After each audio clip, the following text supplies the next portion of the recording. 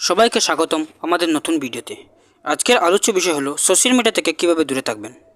Social media আমাদের জীবনের একটি বড় অংশ, কিন্তু মাঝে মাঝে আমাদের মানসিক শান্তি এবং সময়ের জন্য এর থেকে কিছুটা দূরে থাকা দরকার। তাহলে চলুন শুরু করি। সোশ্যাল মিডিয়ায় আসক্তি অনেকের জন্য একটি বড় সমস্যা হয়ে দাঁড়িয়েছে।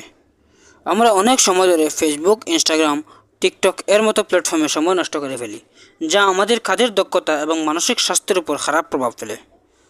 কেন সোশ্যাল মিডিয়া থেকে দূরে থাকা দরকার? প্রথমত, এতে আমাদের সময়ের অপচয় হয়। দ্বিতীয়ত, সোশ্যাল মিডিয়া আমাদের মানসিক স্বাস্থ্যের উপর নেতিবাচক প্রভাব ফেলে।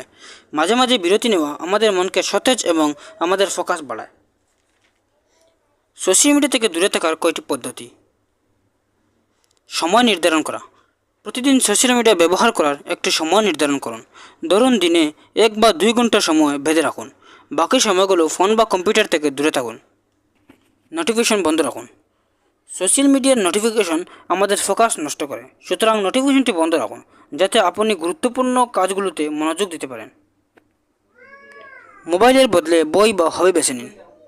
ফোন ব্যবহার করার বদলে বই পড়া শুরু করুন বা কোনো নতুন হবি খুঁজে নিন। এতে আপনার সোশ্যাল মিডিয়া থেকে দূরে থাকা সহজ হবে।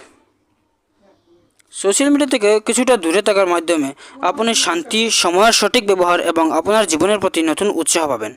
ব্যক্তিগত সম্পর্ক, কাজের দক্ষতা এবং আপনার মানসিক স্বাস্থ্য ভালো থাকবে। আজকের ভিডিওটি এখানেই শেষ। যদি আপনি সোশ্যাল মিডিয়া থেকে দূরে থাকার এই টিপসগুলো উপকারী মনে করেন, তাহলে অবশ্যই ভিডিওটি শেয়ার করবেন এবং আমাদের চ্যানেলটি সাবস্ক্রাইব করতে ভুলবেন না।